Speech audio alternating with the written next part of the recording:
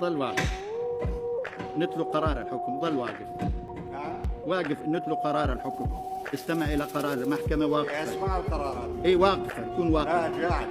وقف، وقفوا. جالس.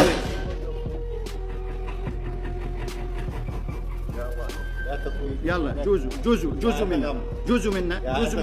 لا تطويل. حكي وياي.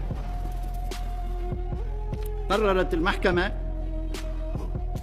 الحكم على المدان صدام حسين المجيد بالإعدام شنقا حتى الموت لارتكاب الشعب كجريمة ضد الإنسانية وفق المادة 12 أولا أليف بدلالة المادة 12 أولا ثانيا ثالثا رابعا من قانون المحكمة الجنائية العراقية العليا رقم 10 لسنة 2005، وحددت العقوبة وفق أحكام المادة 424 من قانون المحكمة الجنائية العراقية العليا رقم 10 لسنة 2005 قرارا حضوريا وبالاتفاق.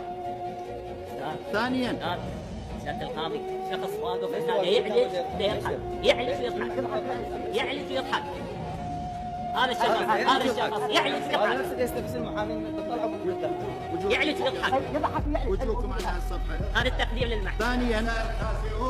ثانيا الحكم على صدام حسين مجيد نحن أهلها بالسجن 10 سنوات لارتكاب إبعاد السكان أو النقل القسري للسكان كجريمة ضد الإنسانية وفق المادة 12 أولا دال بدلالة المادة 15 أولا ثانيا ثالثا رابعا من قانون المحكمة الجنائية العراقية الأحكام المادة 333 من قانون العقوبات رقم 111 لسنة 1969 المعدل قرارا بدلالة المادة 24 من قانون. الله أكبر.